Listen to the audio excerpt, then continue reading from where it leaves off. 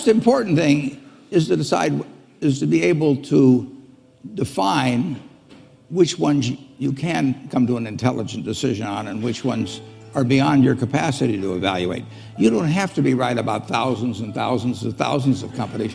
You only have to be right about a couple. I met Bill Gates on July 5th, 1991. We were out in Seattle, and Bill said, "You've got to have a computer." And I said, "Why?" And he said, "Well," he said, "you can do your income tax on it." I said, "I don't have any income. Berkshire doesn't pay a dividend." He said, "Well, you can keep track of your portfolio." And I said, "I only have one stock." I said, I mean, and he says, "It's going to change everything." And I said, "Well, will it change whether people chew gum?" And he said, "Well, probably not." And I said, "Well, will it change what kind of gum they chew?" And not. And I said, "Well, then I'll stick to chewing gum and you stick to computers, you know." I don't have to understand all kinds of business. There's all kinds of business I don't understand. But there's thousands of opportunities there. I did understand the Bank of America, you know, and I'll be able. I'm able to do that.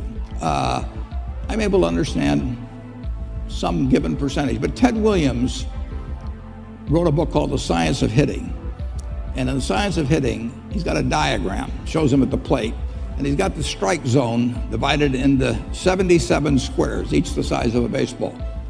And he says, if I only swing at pitches in my sweet zone, which he shows there, and he has what his batting average would be, which is 400. If he had to swing at low outside pitches, but still in the strike zone, his average would be 230. He said the most important thing in hitting is waiting for the right pitch. Now, he was at a disadvantage because if the count was 0-2 or 1-2 or so on, even if that ball was down where he was only going to bat 230, he had to swing at it. In investing, there's no called strikes. People can throw Microsoft at me and, you know, you name it, any stock, General Motors, and I don't have to swing. And nobody's going to call me out on called strikes. I only get a strike called if I swing at a pitch and miss.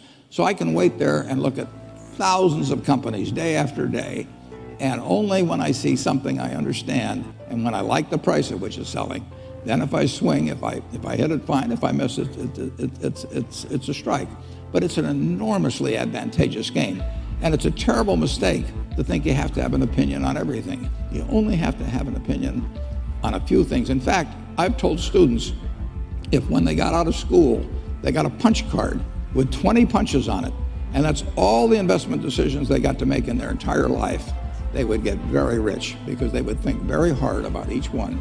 And you don't need 20 right decisions to get very rich. You know, 4 or 5 will probably do it over time. So I don't worry too much about the things I don't understand. If you understand some of these businesses that are coming along and can spot things on, if you can spot on Amazon, for example, I mean, it's a tremendous accomplishment what Jeff Bezos has done.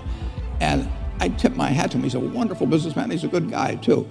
But could I have anticipated that he would be the success and 10 others wouldn't be? I'm not good enough to do that. But fortunately, I don't have to. You know, I don't have to form an opinion on Amazon. And I did form an opinion on the Bank of America, and I've formed an opinion on Coca-Cola. I mean, Coca-Cola's been around since 1886. There's 1.8 billion 8-ounce servings of Coca-Cola products sold every day. Now, if you take 1 penny and get 1 penny extra, that's $18 million a day.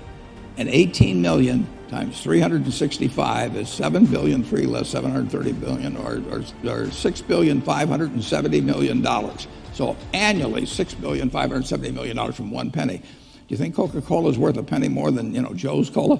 I think so. So, you know, and I've got about 127 years of history that would indicate it. So those are the kind of decisions I like to make. And you may have an entirely different field of expertise than I would have, and probably much more up to date in terms of the kind of businesses that we're seeing evolve. And you can get very rich if you just understand a few of them and understand their future.